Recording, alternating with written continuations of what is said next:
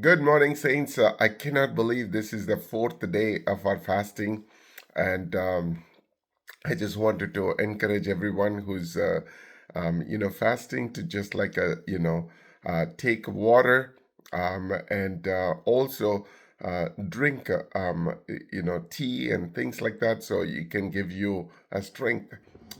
Today, I want to read a verse from Second Corinthians. We are in that first chapter of Second Corinthians, and when you think about this book of Corinthians, you can see Paul's very emotional about this book as he's writing this.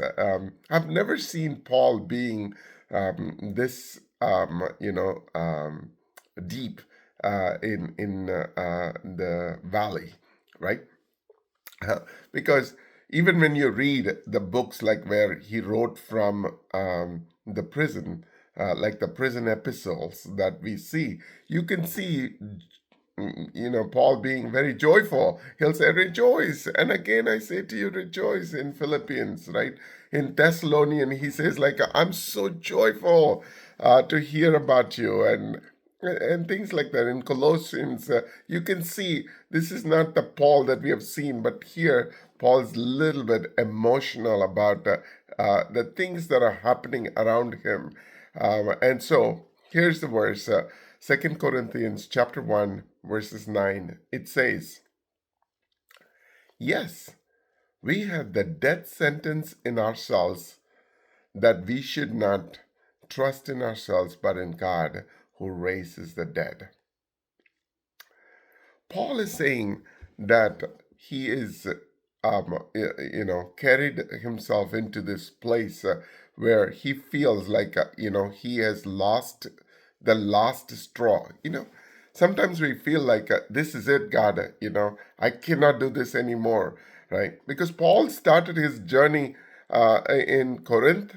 He went to Ephesus, and probably he's writing about the incident that is going on in Ephesus, where when he started to begin the church there, he saw somebody selling the small images of like Diana and making money. And because of Paul's teaching, his business was going down, and he was just like raising a huge ruckus to just like put Paul through, and kill Paul at this point, right? So it could be that also. But what I believe very strongly this morning, saints, is this: it's not the external resignation that Paul's doing here, it's the internal resignation, right?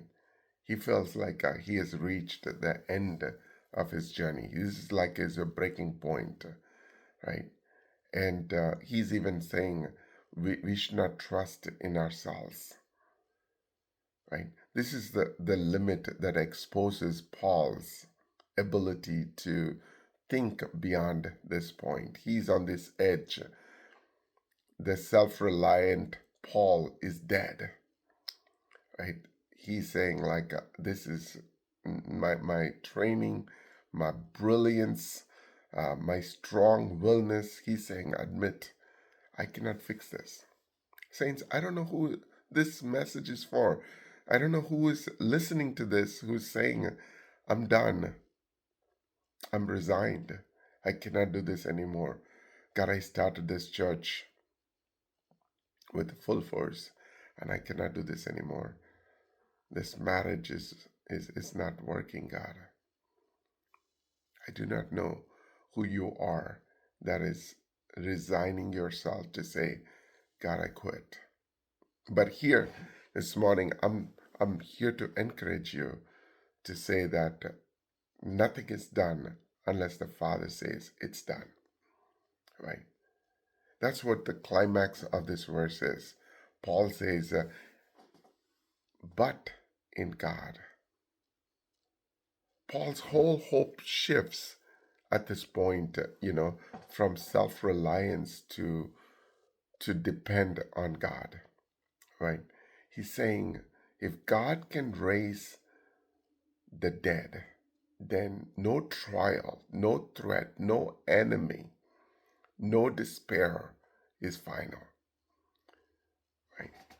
The resurrection power means like everything is over from a human terms, but from God's perspective, it is still not over.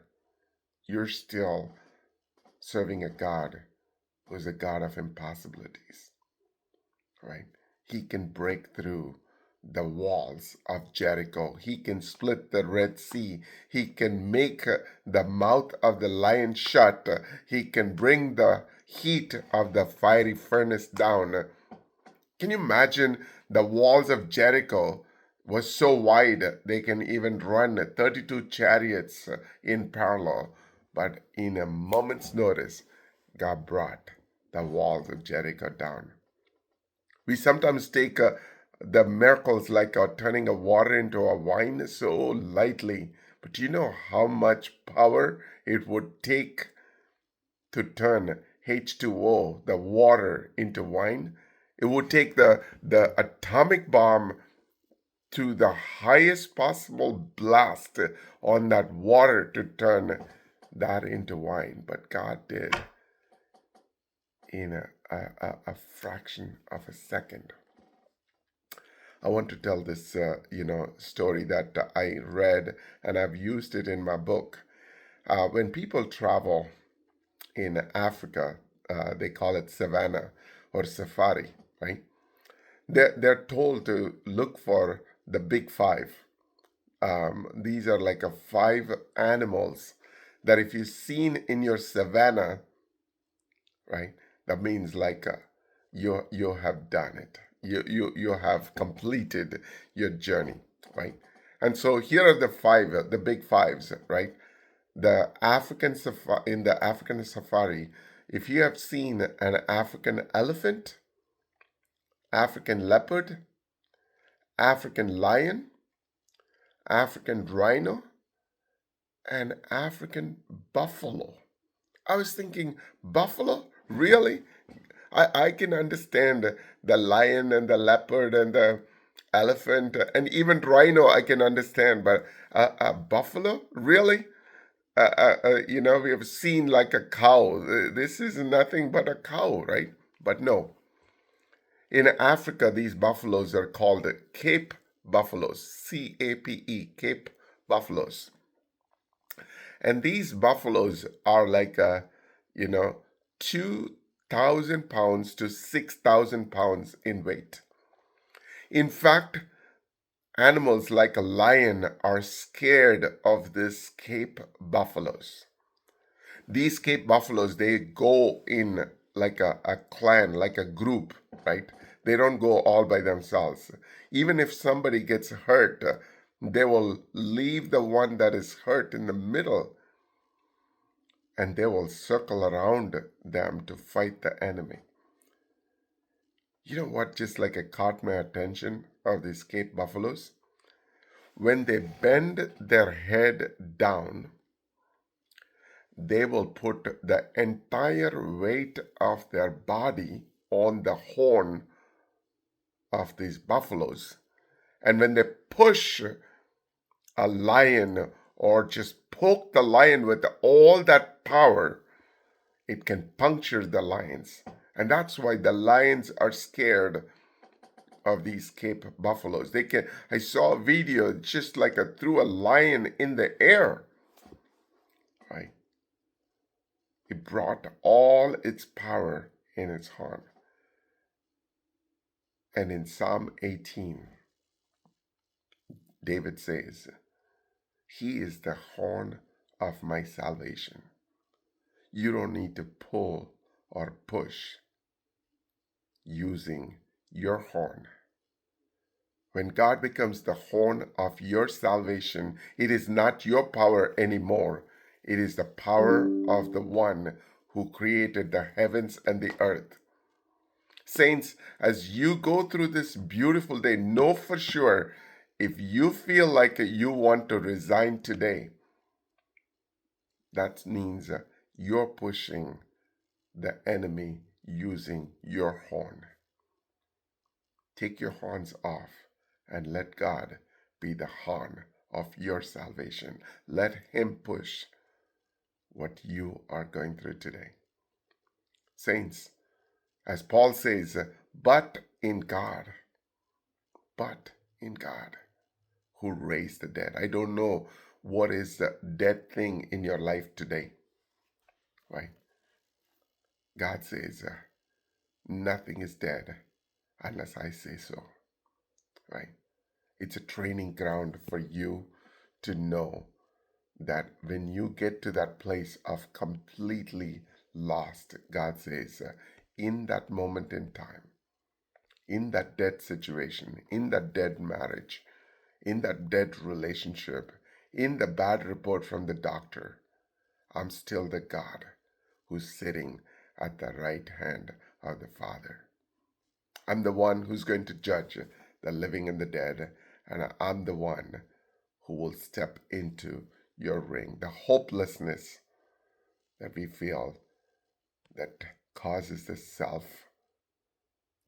resignation from what God can do to you. God is saying, it's not done. Even this thing will pass by. You will come out victorious. You are the one. God says that more than a conqueror. The Bible says in Isaiah 64, no eyes have seen, no ears have heard a God besides you who acts for those who wait on Him. He will act on your behalf to break down the barrier. God bless you. Continue to pray, and I'll continue to lift you up in prayers.